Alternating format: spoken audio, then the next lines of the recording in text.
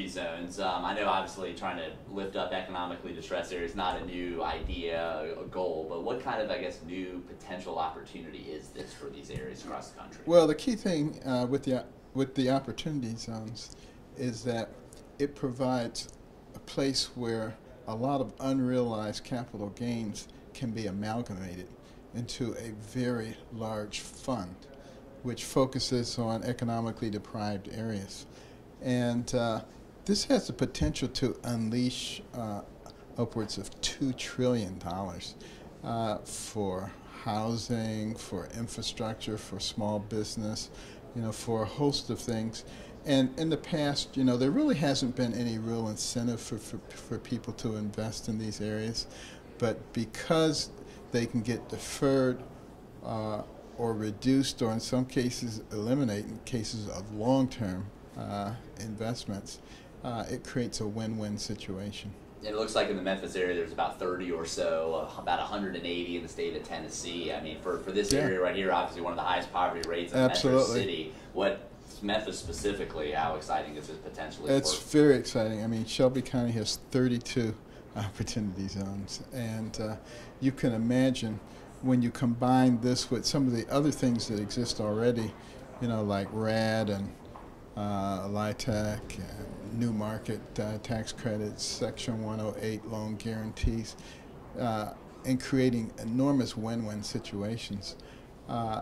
It can really be incredibly transformative, so we're excited about it. Is this something that city leaders, community leaders need to push themselves to bring the investors in, or is this something the investors, do you think, naturally will kind of gravitate towards? Well, I think both. I think that investors will be looking for opportunities, but wise city leaders will be saying, oh, right over there, please.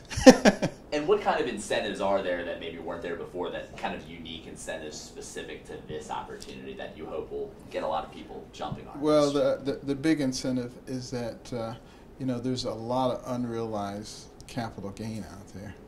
And people sitting there thinking, oh my goodness, I'm going to be paying all this money.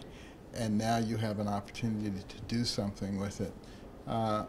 Where there's a financial benefit to you, but at the same time you get an opportunity to see major improvements in an area that you might be interested in.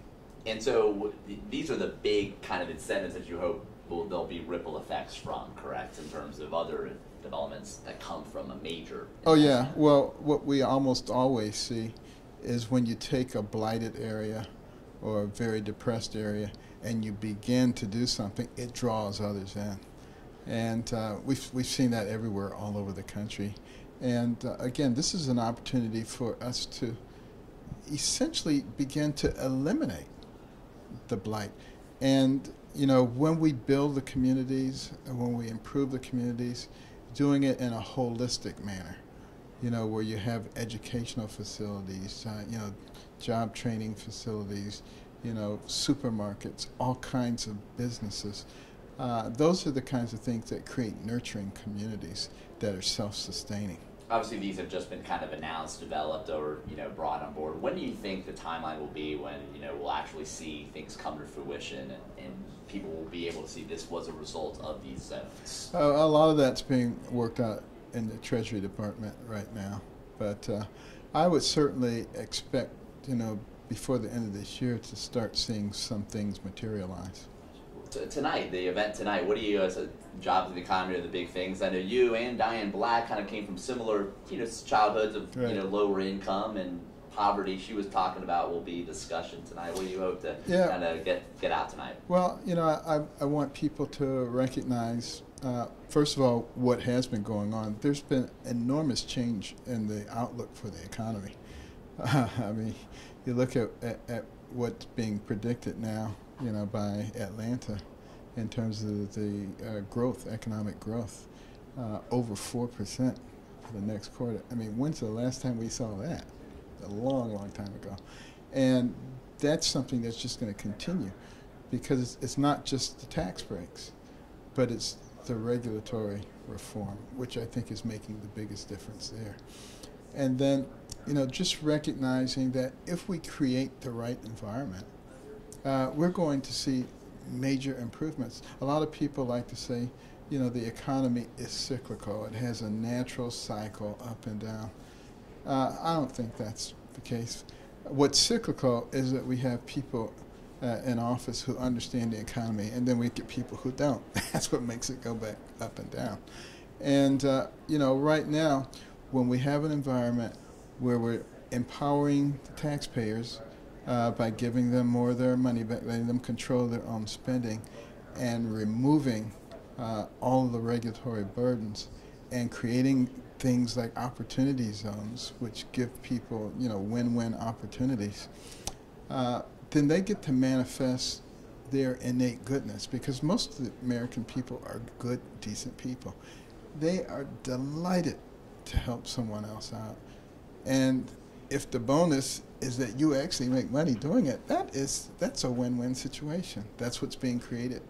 That was what really spurred America in the first place to go from nowhere to the pinnacle of the world in record time.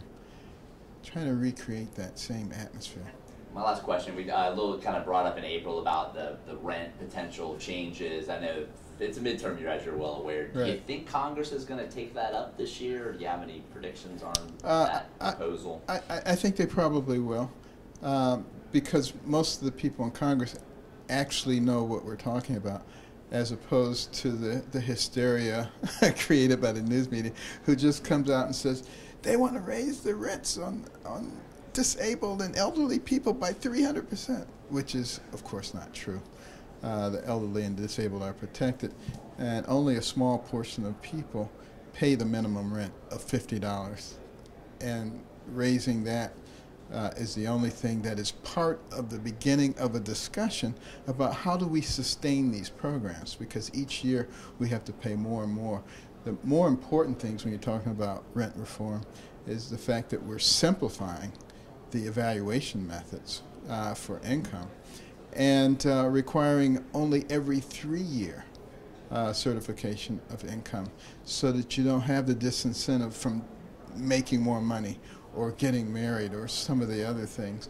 And we're also giving people choices, working with their PHAs, their landlords, in terms of what kinds of things are likely to create more self-sufficiency.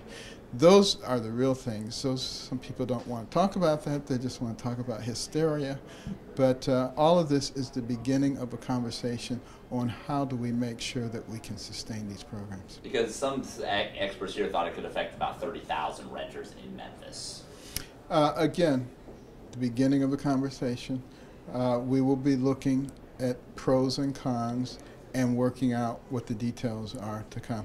Recognize that anything that's done obviously has to be approved by Congress. This is a process. So there are going to be actually intelligent conversations going on, talking about all this, and not the hysteria that you see in the media.